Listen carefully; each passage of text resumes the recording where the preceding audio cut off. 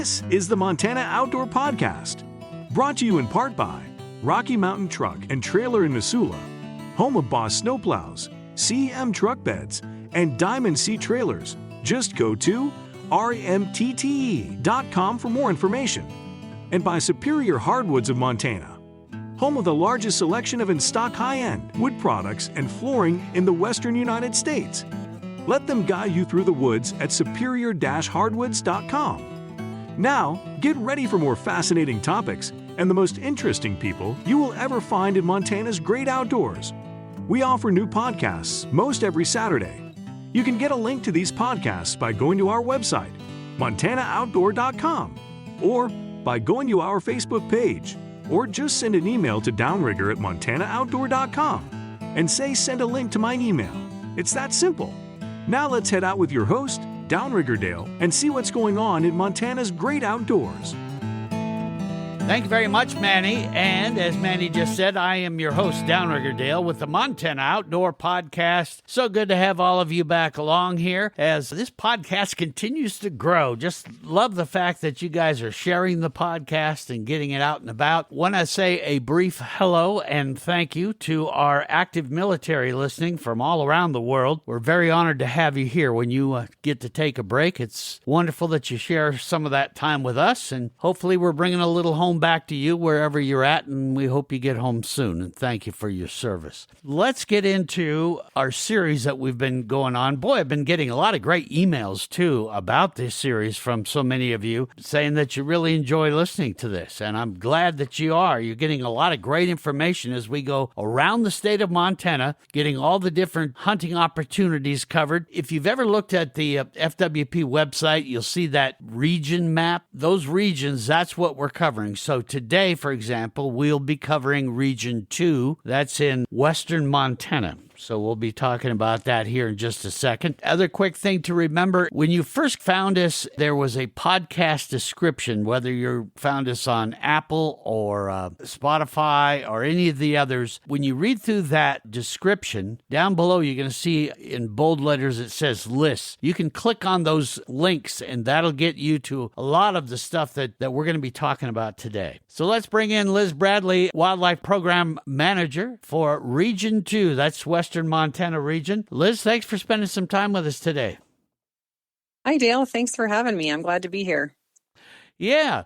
So, Liz, as we go through the hunting season here, and a lot of hunters chomping at the bit to get out there, and some that have already gone out and tried their luck, tell us a bit about, before we get into all of what they can find in Region 2. Tell us a bit about yourself and how you got into this crazy wildlife business. Sure, you bet. Well, I started early. I guess I grew up in a family that was very outdoorsy. My dad was in the forestry business and was a big hunter and fisherman, especially fisherman. I grew up with him fishing steelhead along the coastal rivers of Northern California and Southern Oregon. I did my undergrad in that area and did a field studies course out in Montana. So I came out here in 1994 and just fell in love with it. And really at that point decided that I wanted to work on wildlife and I wanted to live in Montana in particular. So I moved out here in 1996 and bounced around like a lot of wildlife biologists do, trying to just get any job I can, different field jobs, did a variety of things, and then ended up getting my master's in wildlife biology at University of Montana in the early 2000s. And it was interesting timing for me. That was kind of at the point that wolves were emerging as an issue. I worked on a research project kind of with how to reduce conflicts with wolves on private land with ranchers. And so my study was going around talking to landowners all over Montana, Idaho, and Wyoming. And that was the best education I have ever had. I learned so much with that and really decided at that point I wanted to work at the interface between wildlife and people. I really enjoyed working with people. I got lucky and landed a job with FWP in 2004. So that's when I started my career with them. So I've been with FWP for 20 years. I spent my first 10 years with their new wolf management program, helped get that off the ground and get wolves delisted. and in state management hands. And in the process of that, I really got to know the geography of Region 2 and got to meet lots of really wonderful landowners, especially in the Bitterroot, the Blackfoot, Lower Clark Fork, and Phillipsburg valleys. So I really learned to listen to people, appreciate a variety of perspectives about wildlife. And then after 10 years, decided it was time for a change, got into the as an area wildlife biologist, so worked on game management and habitat management until I got my current position as wildlife manager here in Region 2 about 2.5 years ago. And I have a fantastic team of biologists here, and I really love my job, and I love supporting them in their work. Well, I definitely have a soft spot for Region 2. That's where I was born and raised, and now still live here. I had to travel all around this big planet, but when I finally retired, I came back here just because it's a wonderful place to live, and especially in a business like you're in with Montana Fish, Wildlife, and Parks, because there is just some stunning country around here. Tell us a bit about Region 2 as far as maybe a description of where it's located in the state, its size, some of that. You bet. So Region 2 is situated in western Montana, kind of between Regions 1 and 3, and so kind of in the middle of western Montana. And we're kind of a mix of both of those regions in the sense that on the north end, we have a mix of really like heavily forested terrain that's more like Region 1. And towards the south, we have more of a mix of open and forested terrain. You get into Region 3 and you get these island mountain ranges with big valley bottoms. And we have some of that as well. But this region is really defined by our mountains and rivers and valley bottoms. We have big mountain ranges like the Bitterroots and Anaconda Pantlers. We have big river valley bottoms like the Blackfoot, Bitterroot, and Upper Clark Fork. We have foothills all around those that provide excellent recreational opportunities. And then all of our water flows into the Clark Fork River. We have big tributaries that are famous trout streams, and like the Blackfoot, Bitterroot rivers, and all the smaller creeks that run into those. And that's where most of us live, is down in these valley bottoms, of course. So hunters can find any variety of terrain in Region 2. We have a lot of backcountry opportunities. We have over 600,000 acres of wilderness and roadless areas to hunt, but we also have a lot of good road access that can also get you into a lot of good public land. We have grizzly bears here, higher densities in some areas than others, but they've been located throughout the region. They're expanding more and more in the region, so that's just something for hunters to be aware of, to be bear aware and to always carry bear spray. Yeah, that's something that we've been talking about a lot on this series, is just how important it is to take that very seriously. The population of grizzly bears has just really grown tremendously, hasn't it? And it's spread quite a bit across the state. I was even talking to wildlife managers over, moving towards like Billings and that, and they're seeing grizzly bears around there. So it's grown a tremendous amount. Definitely. So as far as the hunting goes, could you give us an idea of how much of the region consists of public lands, how much is private land, and kind of that description? If you have it there, that'd be great. Yeah, you bet. So we have about 6.7 million acres in Region 2, and 62% of that is public land. So we have a little over 4 million acres of public land here. U.S. Forest Service is the largest public landowner, but we also have BLM, DNRC state trust lands, and we have 14 wildlife management areas that Fish, Wildlife, and Parks owns and manages. And then for private land, speaking for our block management program, which I'm sure a lot of your listeners are aware of, we have over 300,000 acres enrolled in that program here in Region 2. So that includes 70 BMAs. That includes private ranches, also some nature conservancy land, and some privately owned timberland. And then we also have a number of really generous private landowners that allow hunting access. if hunters ask, that aren't necessarily enrolled in any programs. So lots of good hunting opportunities here on both public and private land. But we are a kind of a more heavily populated region, at least in some parts of it. We're only 7% of Montana, at least geographically wise, but we have over 18% of the state's population. A lot of that's in the Missoula area and in the Bitterroot. We have lots of rural areas as well. Now, as far as the hunting opportunities go in Region 2, what do you feel is Region 2 most noted for? Is it more noted for big game hunting or bird, or is it pretty well balanced as far as people going after both? Oh, definitely big game hunting more than bird hunting. Not that we don't have some bird hunting, but more people go out east to hunt birds. But this is a great area to hunt deer and elk. Now, when we look at some of these opportunities, the FW put a great series of reports out that I want people to be sure and check out. In fact, in those links, I'm going to put a link to the report that the FWP put out called the 2024 Big Game Hunting Forecast. And you can take a look at that. I'll have that up there for you and go through it. So let's talk a bit about what that looks like as far as some of the critters we can get chasing around. For example, let's start with elk. How does your elk population look, and what are you seeing as far as growth or decline? And how do you feel we're going to do for elk hunting in Region 2? Sure. Well, we have really good hunting opportunities for both bulls and cows here. Generally speaking, our herds are at or above our population goals. So we're doing pretty well for elk numbers. Most of our districts, we offer brow time bull hunting on the general license.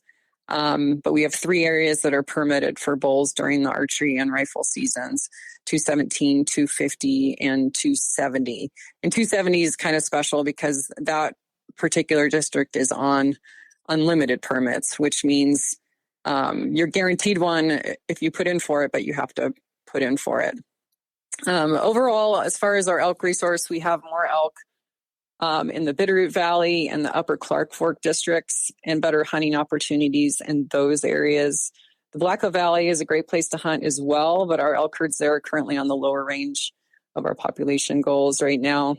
And then the Lower Clark Fork, which is the area west of Missoula, that area is more heavily timbered, just doesn't have as productive elk habitat. So there's fewer elk in those areas, but that's not a bad place to go if you like to not see as many people. It's probably gets less pressure, but it is more challenging to hunt. It's very steep in a lot of places. So that can be a fun hunting opportunity if that's the kind of thing that you're looking for. If anyone wants to see more stats on just our annual counts and our bull cow ratios in individual districts, we've provided all of this online. It's actually on our Region 2 webpage. We have a publication that we put out every year.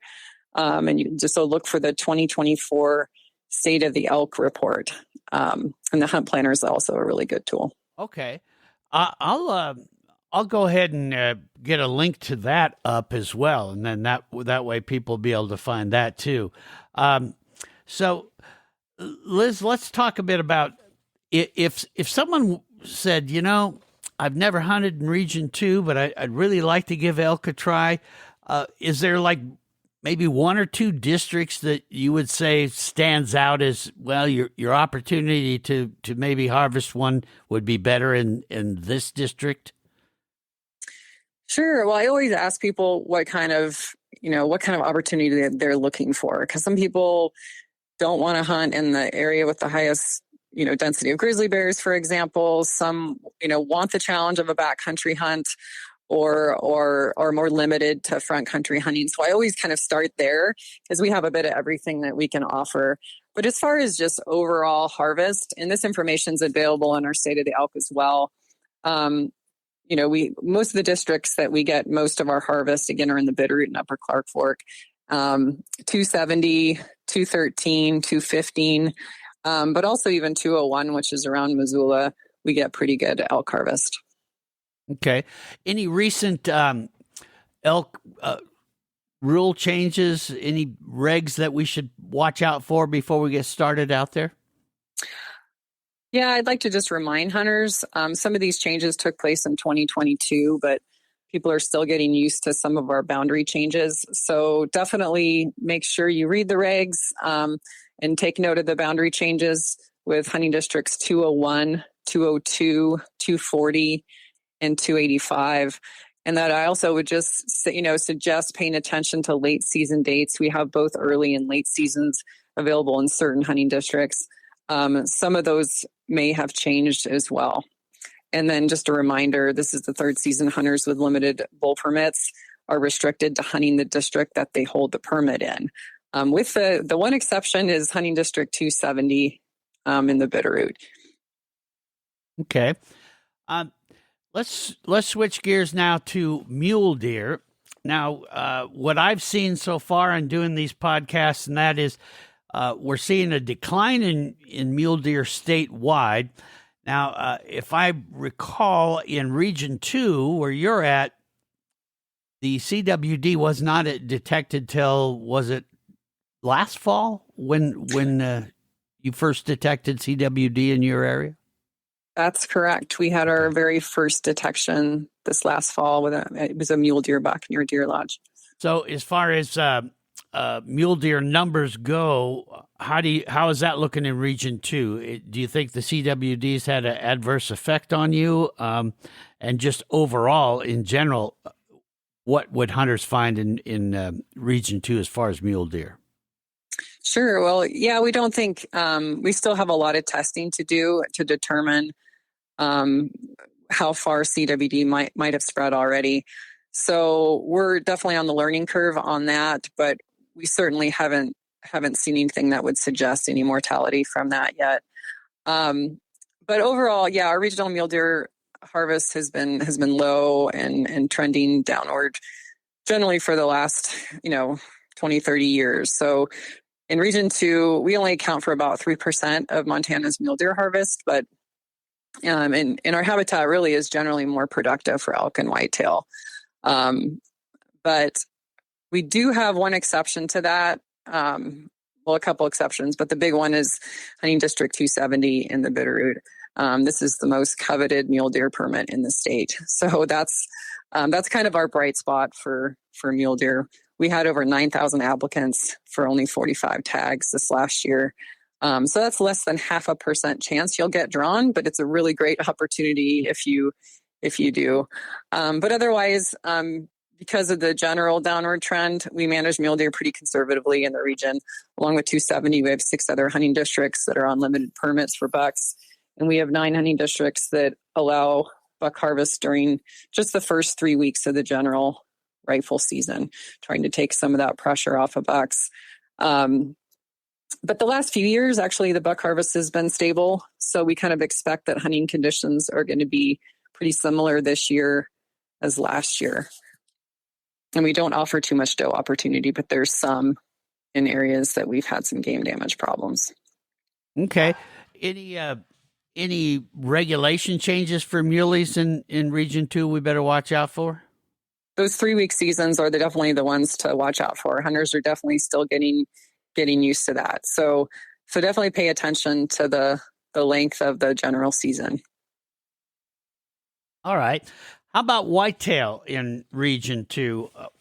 What are we looking at there as far as whitetail go? Any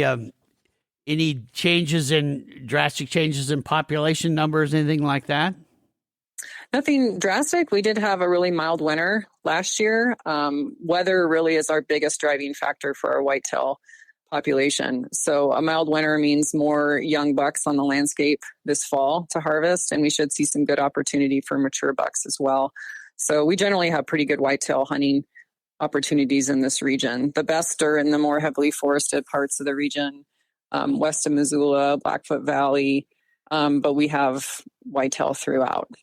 And we have a lot of different opportunities to harvest. Like there's either sex opportunities in some districts for the first week of the season or sometimes for the whole season. And we offer limited bee licenses in most districts. And we also have youth opportunity in a lot of districts for does. Okay. Well, we're going to take a quick break here. And when we come back, one of the questions I wanted to ask you, Liz, is what you feel gets the most pressure between muleys, whitetail, and elk as far as hunting pressure goes. So let's talk about that. Plus, we got a whole lot more to go right after this. My friends at Rocky Mountain Truck and Trailer are proud authorized dealers of some of the most highly revered brands in the world, like CM Truck Beds, Diamond C Trailers, and of course, Boss Snowplows. Now, I know some of you may not want to think about this right now, but sorry, we have to face the fact that before we know it, fall will be over and winter will be with us for a long time. Now, last winter, we got off a little easier than in the past years, but this year it will likely be much different. Now, why do I say that? A while back, I did a podcast with Matthew Rosencrans in the National Weather Service Climate Prediction Center. He said that his long-term prediction models show that Montana and other areas in the Northwest are in for more precipitation this winter. Could be lots more. Of course, that means snow, and that means driveways, parking lots, and roads will need to be plowed. And of course, that means you'll want a Boss snowplow to get the job done quickly and perfectly every time it snows. And that, my friends, can only mean one thing. You need to talk to Rocky Mountain Truck and Trailer right now about a Boss snowplow for your truck, tractor, ATV, or UTV, or whatever you're going to put it on. You need to do this now before they run out of them. You'll be prepared for what is coming because not only will you have the best snowplow in the world that is perfectly designed for what you want to put it on, but the folks at Rocky Mountain Truck and Trailer will install it for you so it works the first time and every time. Now, this is the time, my friends, to be ready this winter with the best. A Boss snowplow from Rocky Mountain Truck and Trailer. Now, if you're in the area, you can just stop by at 5680 Expressway in Missoula, Montana, or you can just go see them at rmtte.com. rmtte.com. Take a look at all the Boss snowplows they have right now, as well as the other equipment like CM truck beds and Diamond C trailers that will also make your life so much easier this winter. Yeah, there's no better place to get ready for winter than Rocky Mountain Truck and Trailer. Go see them now at rmtte.com. That's rmtte.com. And we are back here on the Montana Outdoor Podcast. My guest is Liz Bradley. She is the wildlife manager of Region 2. In right there, I guess we'd call it West Central Montana. And Liz, one of the things I wanted to ask you about was hunting pressure as far as Region 2 goes.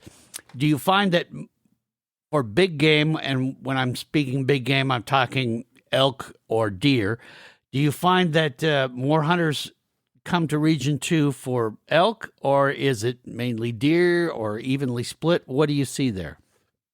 I would say more people come to the region for elk than anything else. That's definitely most popular, and that's where we see more pressure. And that pressure is localized and just kind of depends. But we are seeing more pressure during the archery season. That's been increasing over the years. So we hear more about that from archery hunters than we have in the past. And also just areas where access is limited, or we tend to hear from hunters, but hunting pressure is always, it's relative, right? And so for some people that means one other person in their hunting area. And for other people, it means a lot more. But that's definitely becoming an increasing concern in some places. Okay. Now, what about pronghorn in Region 2?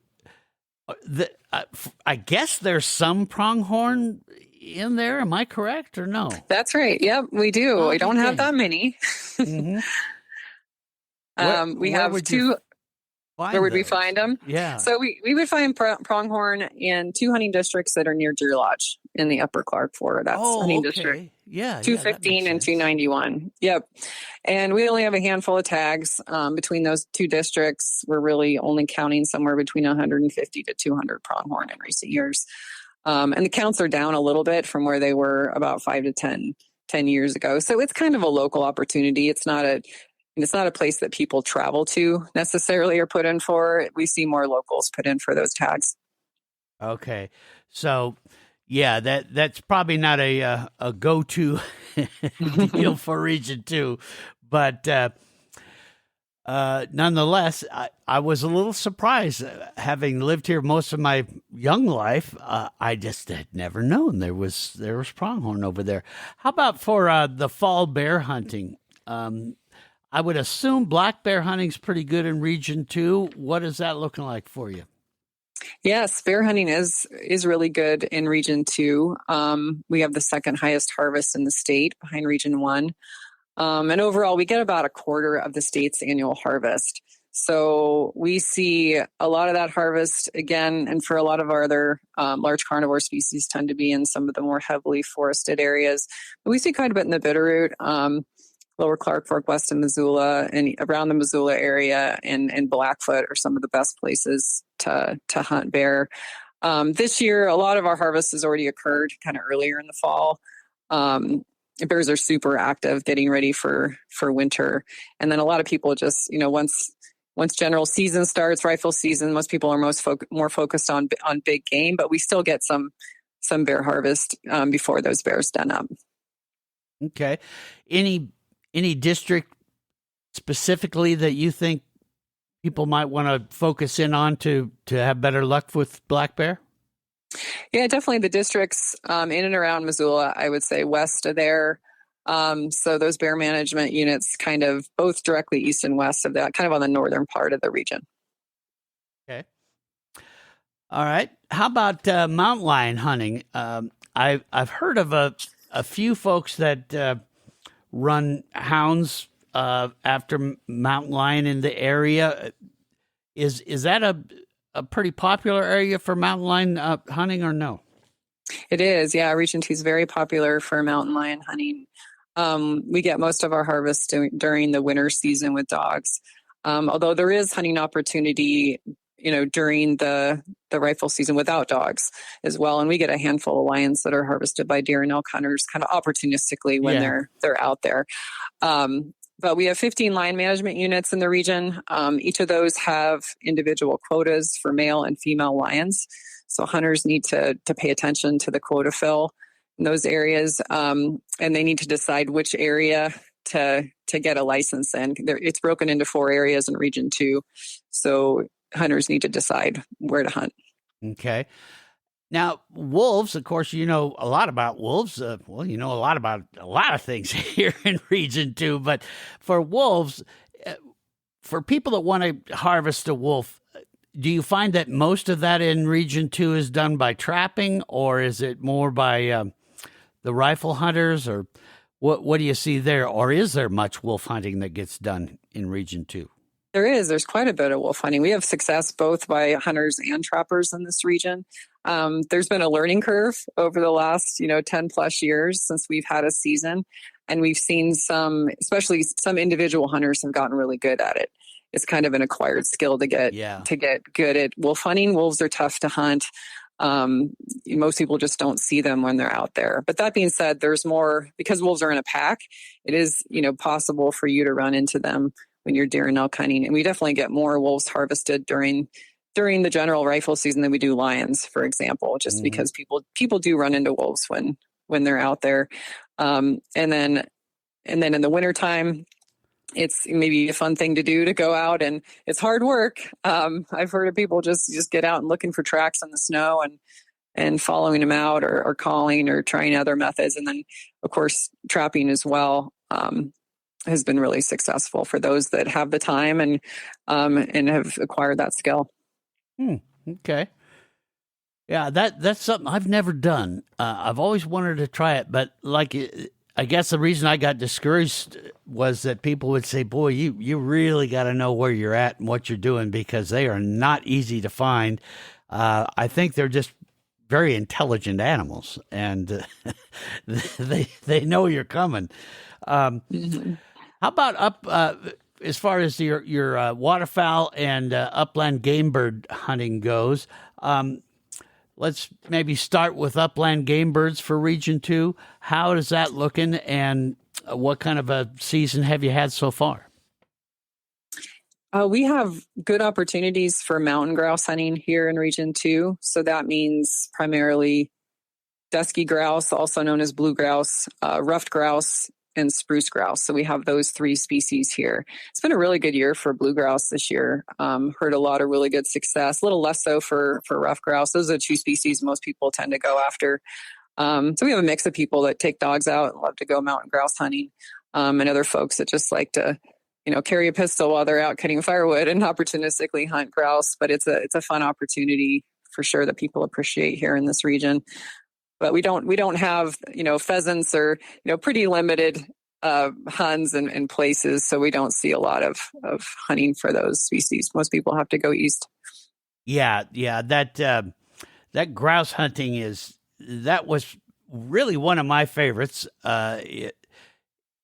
I just love, they're actually a pretty good eating bird. I really enjoy eating them. And they're a lot of fun to hunt. They can... I love that whole surprise thing that they can do to you. That it is a tremendous amount of fun. So if you haven't done that, Region 2 is an excellent spot for you. How about as far as turkeys go? Region 2, pretty good for turkeys, isn't it? We do have a lot of turkeys. Unfortunately, a lot of those are on private land, but not entirely. We have some public land opportunities, and there's good opportunities on private land. We have most of our opportunities are in Missoula and Ravalli counties. Yeah. So those are the areas to focus on. You can hold up to 7 turkey licenses here in this region. Oh, only 7? 2 of those only 2 of those are good for toms in the spring. But the others are good for beardless female turkeys in the fall. So, you can have a few extra tags in your back pocket. And for those that are more motivated, you can, probably find some pretty good opportunities on private land. We do have some block management opportunities that are pretty good. And also probably more willing landowners that don't like turkeys. We have turkey conflict in this region.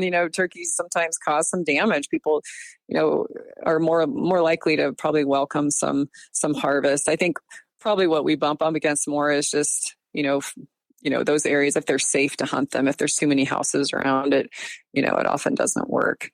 Yeah, I know one landowner in particular that has said to me, hey, if you know anybody that loves to hunt turkey, please send them my way. I want to get these things thinned out of here. So that's an excellent point. And one, especially for those of you that are asking for permission to hunt on private land, if that's where you want to focus, be sure and let the landowner know what you want to hunt, rather than just say, hey, can I hunt here? Let them know, because in a lot of cases, there are certain species of things out there that they say, wow, yes, absolutely, come on in. So, and turkeys is one of them. You wouldn't think turkeys are a nuisance, but they really do cause some issues on private land, don't they? They do. How about as far as waterfowl go in Region 2? Is that a destination, would you say, for waterfowl hunters, or no? I don't know that I would call it a destination. Waterfowl hunting is pretty limited here in the region. We have some good localized hunting opportunities, especially along the Clark Fork, near Deer Lodge in the Bitterroot Valley. Those tend to be the places where we see the most hunting occur, but those offer some good decoy hunting and jump shooting opportunities. Okay. Now let's look into your check stations. In Region 2, how many check stations do you have, and where would hunters find those? So we have kind of 4 primary big game that are biological check stations that are open on the weekends during the general season. So those are in Darby, in Bonner, and Anaconda, and also at the mouth of Fish Creek. Darby, Bonner, and Anaconda run every weekend of the season. Fish Creek just runs 4 weekends of the season. So that's where to find those. We also have CWD sampling stations this year in some new places. So starting opening weekend, we're going to have one set up near Deer Lodge, one near Clearwater Junction in the Blackfoot. And then we're also going to have sampling available again in the Bitterroot and at our Region 2 headquarters here in Missoula. So we're trying to make it really easy for hunters to get their animals sampled. It is voluntary. It's not required, but we're really encouraging folks to stop at those places and let us get a sample. So that's something new that hunters might see out there this year, at least in Deer Lodge and in the Blackfoot. And you can go on our website to see the location of those check stations if people are interested. Yeah. Is there certain things for this year, for 2024, that you guys are really wanting to know or looking for that maybe we should make hunters aware of to be sure and let you know about? So that's a big one, certainly, is getting samples, but also we always want to hear from hunters. That's part of the reason we're out there, is to have those kind of conversations and just hear what people are seeing out there, whether they're seeing lots of game or not a lot of game. But certainly any unique observations are always really valuable. Did they see a grizzly, or did they see wolves? Did they, and of course, if they see any illegal activity, we ask them to call 1-800-TIP-MONT to report that as quickly as possible. Yeah. I'm glad you brought this up, because this is one that I, and I can tell people already that listen to this podcast regularly go, okay, here we go again. He's going to get into this, but I just can't stress it enough that, and I think that's one of my main goals of doing this series, was that so often I hear people say, oh, well, they ask for this public comment, but they just do that because they have to. They really, they aren't going to listen to us. That's just not true. And for you as a wildlife manager there in Region 2, what does it mean for you when you get that kind of comment back that, as far as when people say and give you this great information, how does that help you? And does it influence your decision making? Oh, it helps us hugely. And it's kind of collectively what we hear from the public sometimes that's really valuable, especially if you're in a check station and you have 20 people come through that tell you the same thing. That starts to really add up and mean something. And over the course of the season, same thing. We start to get a sense of what hunters are seeing out there, but also what kind of experience they're having. So that relates to that hunter pressure question of just, are people having a good opportunity, or are some places starting to feel too crowded? So it really is valuable for us in terms of how we make decisions about how we set seasons. Yeah, it's just critical. So I really hope that by the time we're done with all 7 regions, that the word has really gotten through to people that, boy, really do participate in that. Give your comments, because that really allows hunters to really help guide what their season's going to be like, how things are going to go. The folks like Liz here, they really want to know what you think. So be sure and do that. Now, how about as far as landowners and the relationships that you guys in Region 2 have been able to develop? Have you found that you're getting more landowner participation as far as getting access, like through block management and things like that? Are you seeing less? What does that look like for Region 2? Yeah, we really have some wonderful landowners in Region 2. So I can't praise them enough for how open many of them are for allowing access, whether it's with our block management program or just allowing people that come knock on their door a chance to hunt. It's really, really important to have landowners on board. And it's something that, that our staff invests a lot of time in building that relationship. We have a great hunting access program here in the Region 2 and really great staff, committed staff that work on this, all year long to provide those opportunities during hunting season. But overall, I'd say we have relatively good access in this region, but it is becoming increasingly challenging in some places, just like what's happening all over the state. And here in this region, we generally don't have as big a ranches as you see in other places. They're smaller chunks. And so we see elk still get pushed around and kind of move on and off these properties. We don't have as many cases where you just see elk kind of just camp on one property for the whole season. It happens, in some places, but more often you're getting pushed around, and we're at least getting some harvest on most of our elk herds. Okay. Well, we're going to take one more quick break. And when we come back, I want to ask you about what you feel are maybe one or two of your biggest challenges that you face in Region 2. And then maybe even give us some ideas of how we can, as hunters, can help with that. So we'll do that right after this.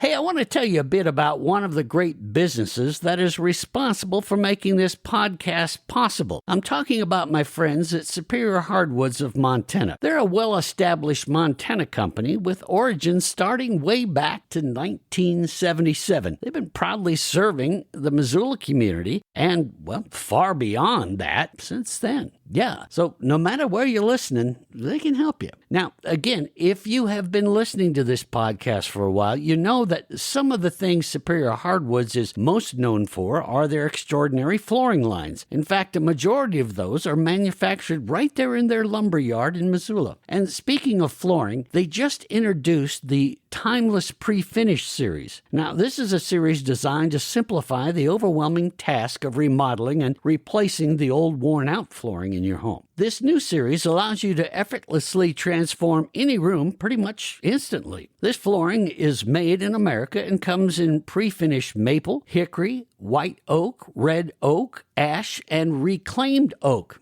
Just beautiful. It has a superior quality sealer and matte finish to it. Now, this totals 6 coats of durable protection on the floor. But along with all their different flooring lines and their acres of reclaimed beams and lumber, they also offer fantastic products to complete your remodel. Thousands of feet of alder molding and hundreds of square feet of stunning antique paneling. Just beautiful stuff. That's going to make your home feel special to you and your family and friends every time they come see you. It's kind of amazing when you think about it, but when you work with the folks at Superior Hardwoods of Montana, you'll be able to create a look for your home that says who you really are to all who stop by. I guess what I'm trying to say is it completes your remodel project to the point that your house just doesn't have a new look or updated look to it. No, it becomes much more than that. Not just a house you live in, but it is now uniquely your home. And it'll feel that way, not just because the project is completed. No, it will feel that way every time you and your family and friends walk through the door. That, my friends, is the difference that Superior Hardwoods of Montana makes. Stop by their showroom in Missoula, Montana today if you can, or give them a call at 406-251-2272, or just visit their website. It's a great way to get to know them at superior-hardwoods.com. That's superior-hardwoods.com, and let them guide you through the woods. Back here on the Montana Outdoor Podcast, Liz Bradley is the wildlife manager for Region 2. She's kind enough to spend a lot of time with me today and go over this great region in west central Montana. Liz, talk a bit about the challenges. Is there one or two challenges that you face in Region 2 that you're really trying to fix? Wow, there's lots of challenges, Dale. I can definitely say that. Yeah. It's hard to know where to start. It definitely keeps us busy at all times. I guess I would say recently, one of the challenges is we're seeing a lot of growth here in Montana right now. We're seeing a lot of people move in. We're seeing a lot of need for increased housing and increased affordable housing. I mean, we need that for people right now. We're also trying to protect wildlife habitat and protect these opportunities. So one of our challenges is how to support development where it's least impactful for wildlife, kind of make that balance. And that's really our job, right? It's like we have to find the balance between the needs of people and wildlife. But a lot of people move here because they want those opportunities, right? They want recreation. They want to be here to do that. So that's something we do a lot of work commenting on subdivision development, and then protecting and getting the most out of the habitat that we have is also, a continual challenge because it's just so important. So that's a big thing. We focus a lot on. Obviously, emerging CWD. We already talked about that quite a bit. Access. We always are trying to meet the landowners. We're always in the process of trying to maintain that. But increased hunter pressure too, as we get more people and trying to figure out, what the best regulations are to have out there to balance all that. We've also had, I'll just say one more thing, is just an increasing challenge of urban deer, which if anyone's been in Missoula, I'm sure you're familiar with. And that's not just Missoula, it's Phillipsburg, it's Anaconda, it's happening more frequently in other places. And here we talk about, our challenges with mule deer in a town like Anaconda is full of them in the town. We know where you can't hunt them. And so that's just becoming more and more of a challenge. And we're working with the cities to try to figure out what we can do there. Yeah, that's got to be tough. Like Missoula has a lot of golf courses and things like that. And the deer tend to just, they're not stupid. They know when it's hunting season. They go, hang out here. I know there are some smaller towns that will offer some in-town hunting with archery to try to thin that out. Is that ever something a larger city like Missoula would ever consider, do you think? Or is that just too tough to do? Well, it's really up to the city. And so that's where we stand by to help the city, but they have jurisdiction over making those decisions and figuring out what's the safest way to hunt, if that's what they want to do or not. And so there's different options out there. Missoula in particular is just really, really challenging. Just like a lot of places, it's like you've got a lot of people that love them and the people that don't. Yeah. Well, maybe the city of Missoula might think about a hunt and golf kind of thing. Do a little golfing, maybe harvest the deer. I don't know.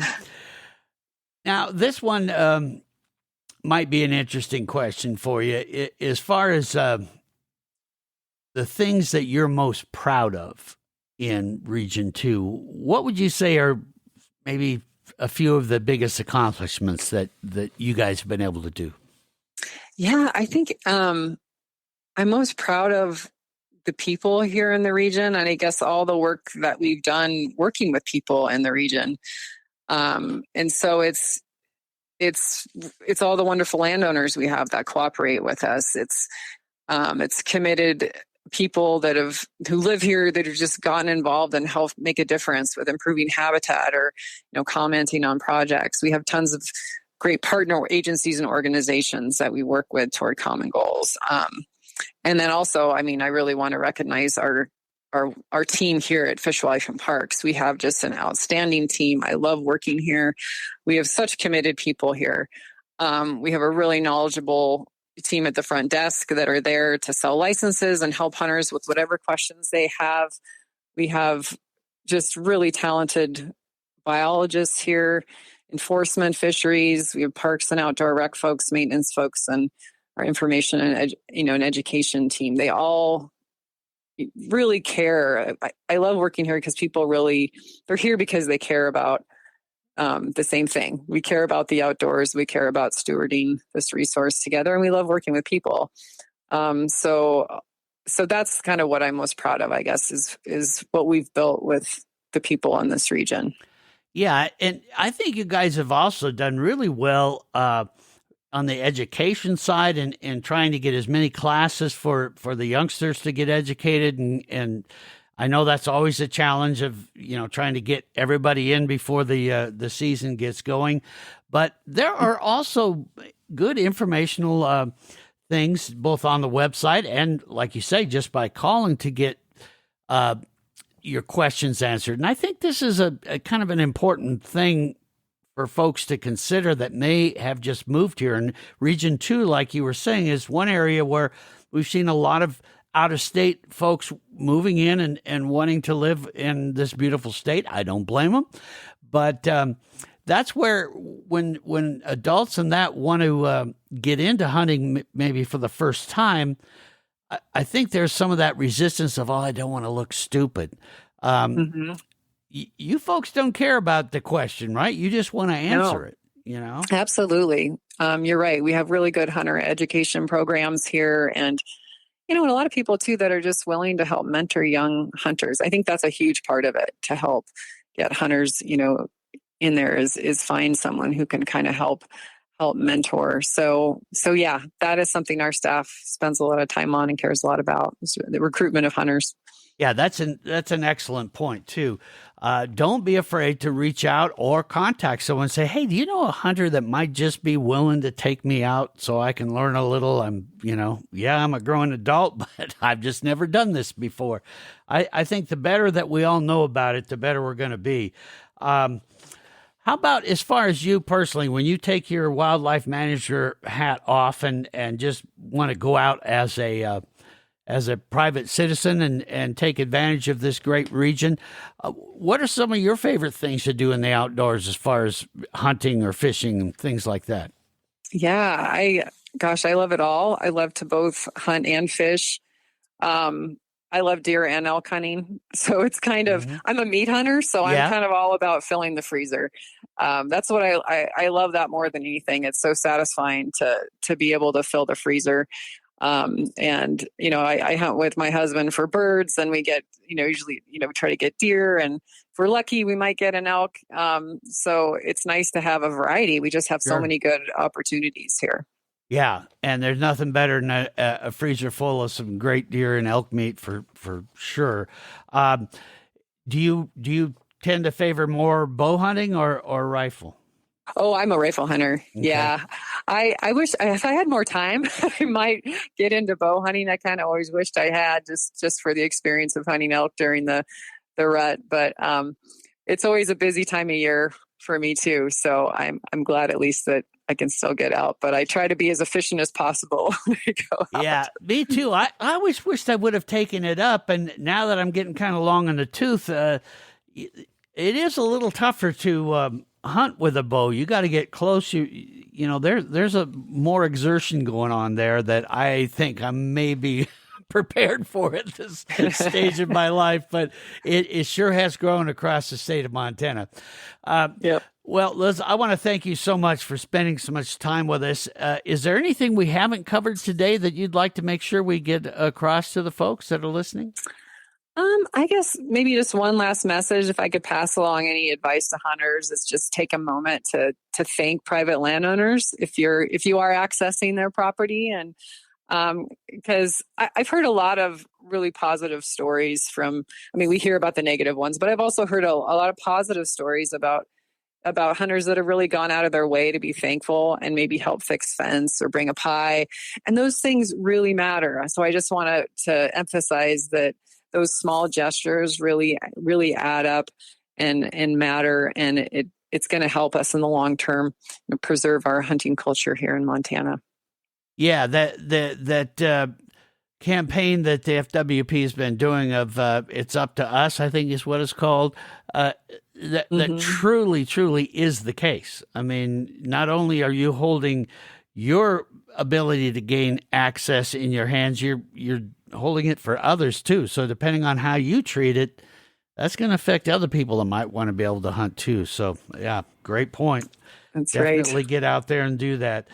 All right, Liz. Well, I guess I better let you get back to managing those wildlife out there so we all have some great hunting opportunities. But I want to thank you very much for spending the time with us. This has been great. We've got a lot of great information for Region 2. Thanks so much for having me. I really appreciate it. You bet. Liz Bradley, there she goes. She is our wildlife manager in Region 2, doing a great job. And folks, check this out. Do some research and find out where you want to go. I've put a lot of links in that podcast description down there for you. So click on those and really plan your hunt well. And then go out and have some fun. Be good to each other. And we'll see you next time here on the Montana Outdoor Podcast. Thanks for listening to the Montana Outdoor Podcast. It has been brought to you in part by Superior Hardwoods of Montana, home of the largest selection of in-stock high-end wood products and flooring in the western United States. Let them guide you through the woods at superior-hardwoods.com. And by Rocky Mountain Truck and Trailer in Missoula, home of Boss Snowplows, CM Truck Beds, and Diamond Sea Trailers. Just go to rmtte.com for more information. So what did you think of today's podcast? Send your questions and comments to Downrigger at montanooutdoor.com. We should be dropping a new podcast this next Saturday. Until then, we will see you soon out in Montana's great outdoors.